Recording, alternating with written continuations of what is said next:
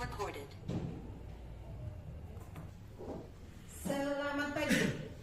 Pagi, luar biasa. Assalamualaikum warahmatullahi wabarakatuh. Waalaikumsalam warahmatullahi wabarakatuh. Apa kabar anak-anak ibu pada pagi hari ini? Sehat? Alhamdulillah. Sudah sarapan? Sudah. Oke, baiklah. Sebelum kita memulai pelajaran, kita memulai pelajaran pada pagi hari ini, kita doa dulu ya, agar pelajaran kita lancar sampai selesai nanti. Pertama kali Ibu minta ketua kelasnya untuk memimpin doa. Bersiap. Berdoa mulai. Bismillahirrahmanirrahim. Rabbi zidni ilma warzuqni fahma. Amin. Baik, sebelum kita belajar, Ibu mau absen dulu, ya. Ibu mau absen anak-anak Ibu yang hadir pada pagi hari ini.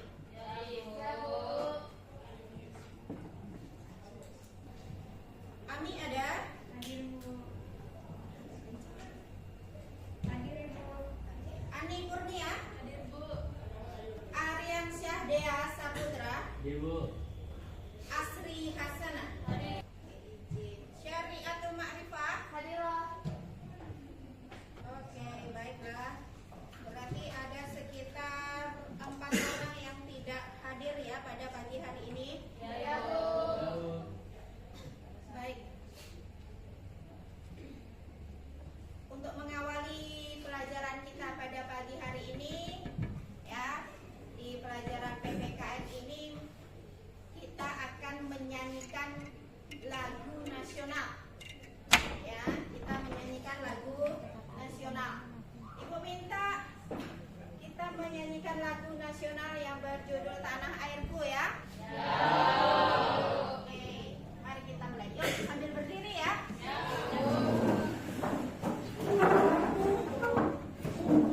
Oke, kita mulai lagu nasional Tanah Airku. 1, 2, 3.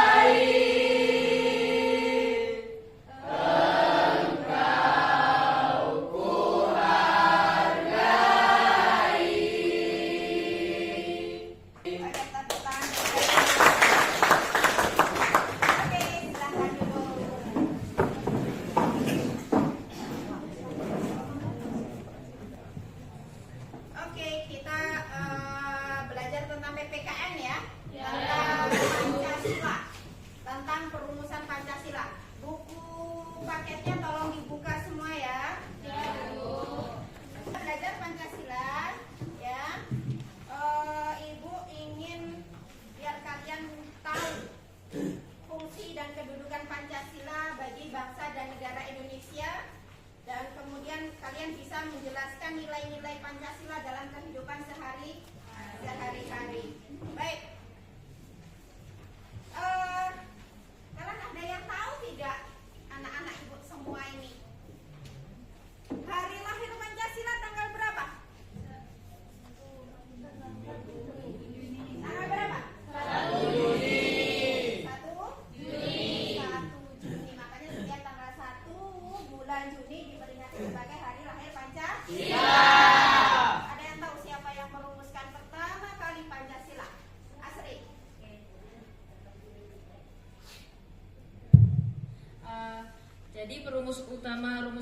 Pancasila itu yaitu presiden pertama kita yaitu Insinyur Soekarno. Betul sekali. Baik. Ibu mau kita ke PPT dulu. Pancasila sebagai dasar negara ya.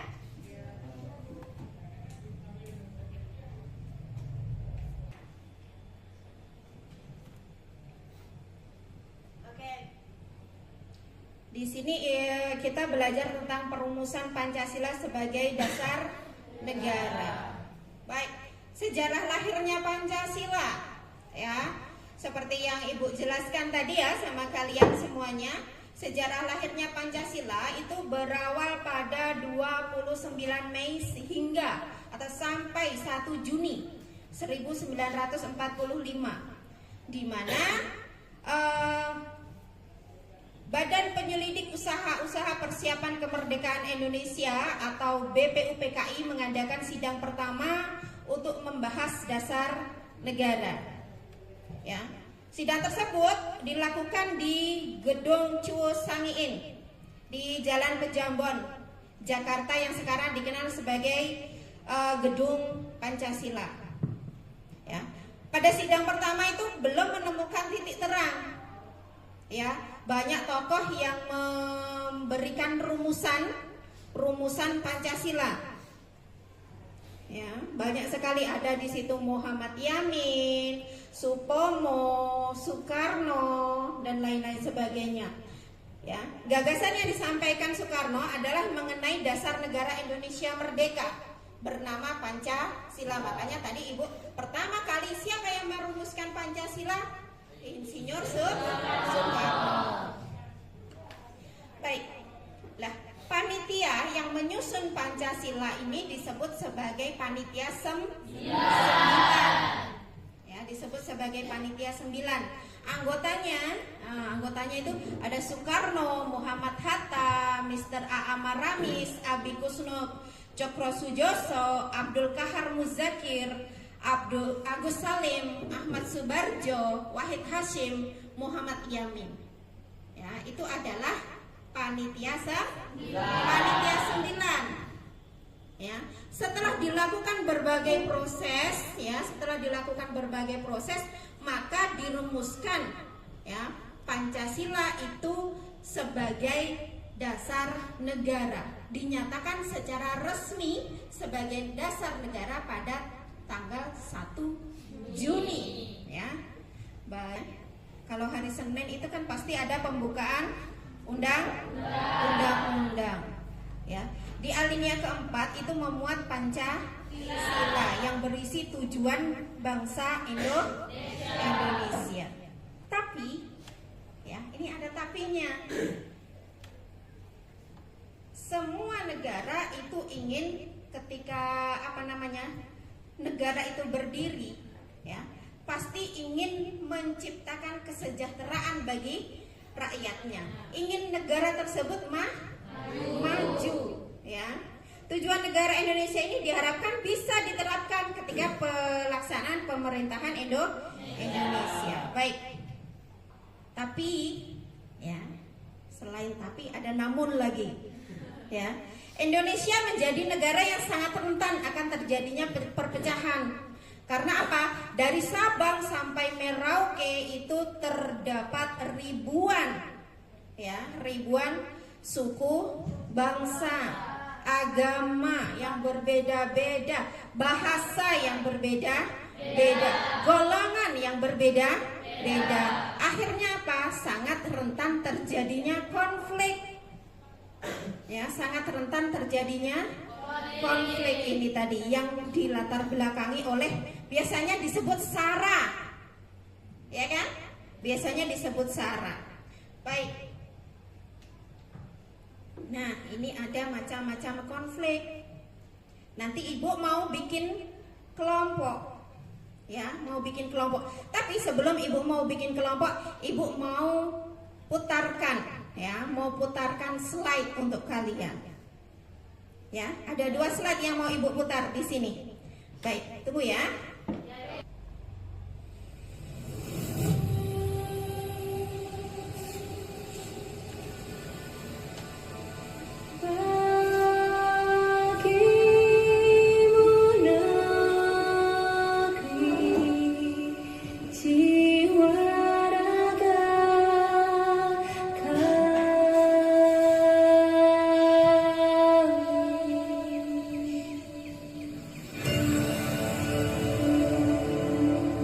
Indonesia is the most beautiful land in the universe.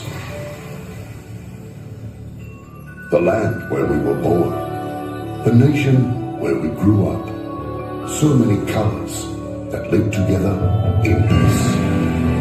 With 1,000,000 timeless treasures, with an abundance of natural wealth, Indonesia is not just wonderful. Indonesia is a wonderland. Sudah ya?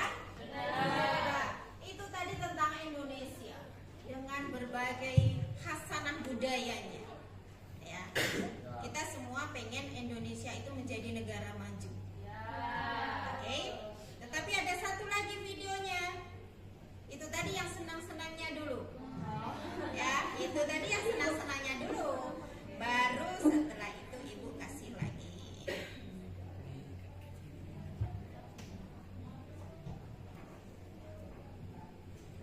Kisah-kisah pilu kerusuhan Mei 1998.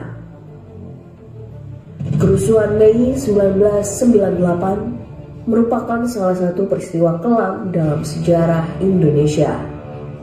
Saat itu kerusuhan Mei 1998 muncul setelah penembakan terhadap 4 mahasiswa Trisakti.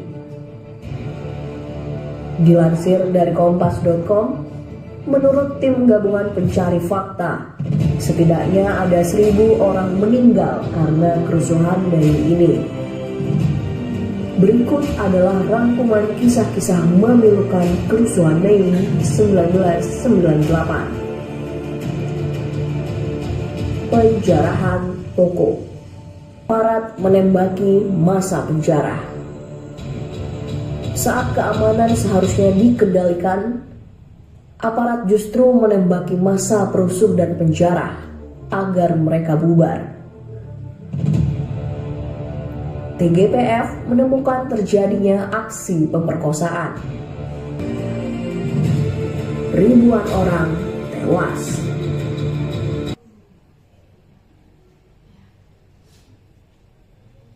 Sudah? Apa bedanya dua video tersebut?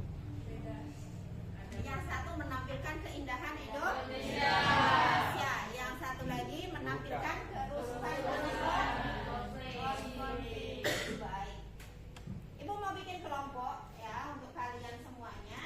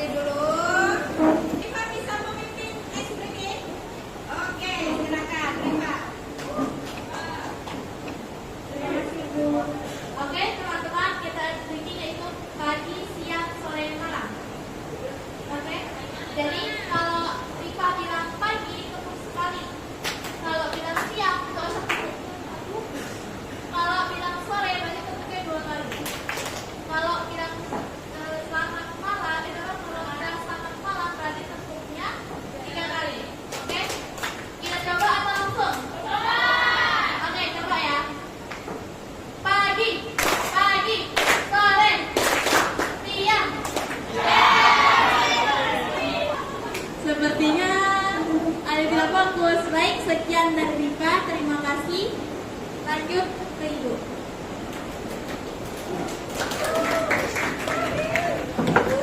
Baik, silakan duduk kembali. Oke, sudah.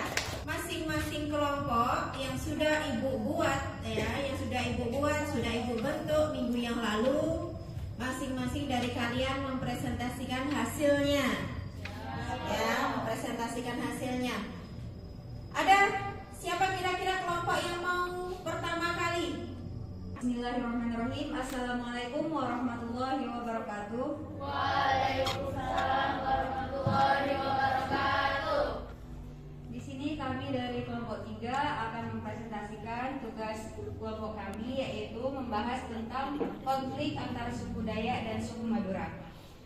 Sebelumnya perkenalkan, nama saya Ami dan Saya Monika, saya Atika, dan saya Andi Kurnia. baik, langsung saja ke pembahasannya, yaitu tentang konflik antara suku Dayak dan suku Madura. Yang pertama ada latar belakang. Konflik sampit yang terjadi di tahun 2001 yang lalu sebenarnya bukanlah insiden pertama yang terjadi antar etnis suku Dayak dan suku Madura. Sebelumnya pernah terjadi perselisihan keduanya di tahun 1930 pada masa program transmigrasi mulai dicanangkan oleh pemerintah kolonial Belanda. Nah, konflik besar terjadi antara bulan Desember 1996 sampai bulan Januari 1997 yang pada saat itu konflik Dayak Madura mengakibatkan sekitar 600 korban tewas. Sampai pada tahun 2000, transmigrasi antar asal Madura di Kalimantan Tengah mulai memenuhi sekitar 21% populasi. Sehingga suku Dayak mulai merasa tidak puas dengan persaingan yang terus terjadi dari suku Madura. Next.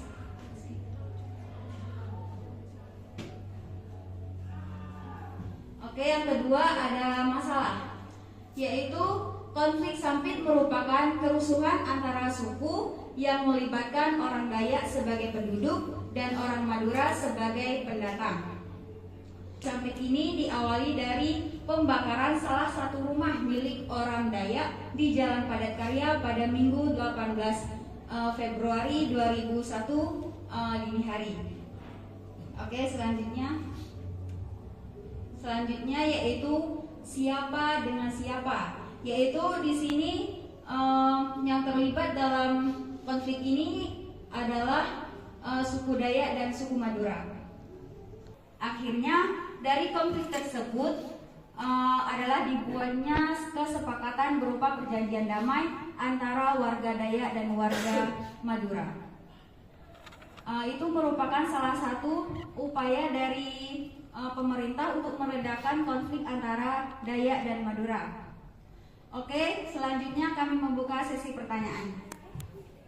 Ada lagi di sana ya? Oke. Assalamualaikum warahmatullahi wabarakatuh. Waalaikumsalam warahmatullahi wabarakatuh. Baik, saya ingin bertanya, apa penyebab sehingga terjadinya konflik antar Madura dan Dayak? Oke, penyebabnya. Iya. Oke, terima kasih. Kami minta waktunya sebentar ya untuk mencari jawaban. Sudah siap mau jawab? Oke, silakan. Izin menjawab, Reva, Ibu. Pertanyaannya, apa penyebab konflik Dayak dan Madura? Perilaku orang Madura terhadap orang Dayak dan keserakahan mereka yang telah mengurus dan merusak alamnya menjadi salah satu dasar pemicu timbulnya konflik di antara mereka. Ketidakcocokan di antara karakter mereka menjadikan hubungan kedua etnis ini mudah menjadi suatu konflik. Ini Ibu kasih sedikit cerita ya, nggak usah panjang-panjang. Ya kalau panjang nanti sampai sore. Suku Dayak asli Borneo, ya orang sebut Borneo ya kan. Jadi suku Dayak ini adalah suku asli Kalimantan. Suku Madura itu adalah suku pendatang. Apa namanya, konflik kerusuhan di Sampit ini sebenarnya bom. Karena apa? Di awal-awal sudah ada yang namanya perpecahan, perang kecil-kecilan. Satu kasus ya, waktu itu memang ada kasus seorang pemuda Madura ini membunuh atau menusuk orang Dayak. Sehingga apa? Kumpulan orang Dayak ini tidak terima. Ya, ketika tidak terima, akhirnya apa? Digeruduklah, ya kan? Digeruduk. Akhirnya dengan budaya orang orang Dayak dan orang Madura yang sama-sama keras, akhirnya apa? Mereka sepakat, karena orang Madura ini sudah sering sekali mengganggu dan lain-lain sebagainya, kita tumpas saja di Kalimantan ini. Di Sampit nggak ada sama sekali yang namanya orang Madura. Makanya waktu itu dalam satu kabupaten, dalam satu wilayah orang Madura memang dihabisi lalu. Baik, terima kasih Ibu. Mungkin hanya itu yang dapat kami sampaikan. Mohon maaf apabila terdapat kekurangan. Anak kecil ketawa cekikikan karena dia menonton Ninja Hattori. Terima kasih saya hanturkan karena sabar menyimak materi ini. Sekian dari kami. Wassalamualaikum warahmatullahi wabarakatuh.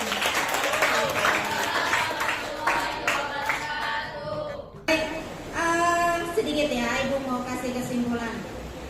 Tujuan dari negara Indonesia atau tujuan dari bangsa Indonesia ini berdiri, tujuan dari negara atau bangsa Indonesia itu termaktub dalam alinea keempat Undang-Undang Dasar 1945.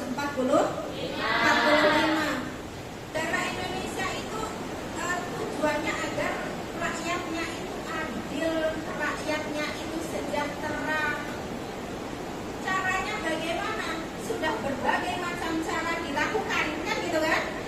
Sudah sangat banyak sekali cara yang dilakukan, melalui pendidikan, melalui pembukaan lapangan kerja dan lain-lain sebagainya. Tetapi ya ketika ingin melangkah maju, otomatis kerikil tajam itu pasti ada. Nah, kerikil itu apa? Ya konflik-konflik yang sudah kalian presentasikan tadi. Ya, konflik-konflik yang sudah kalian presentasikan tadi itu adalah batu-batu kerikil, ya, batu sandungan untuk menuju Indonesia yang maju. Oke. Kira-kira sudah sedikit paham ya dengan materi yang Ibu ajarkan pada seminggu yang lalu dan hari ini ya? Baik, oke. Untuk pertemuan berikutnya kita ke NKRI ya. Kita ke NKRI ya. Baik, mungkin itu saja. Tetap semangat ya, tetap semangat, jaga kondisi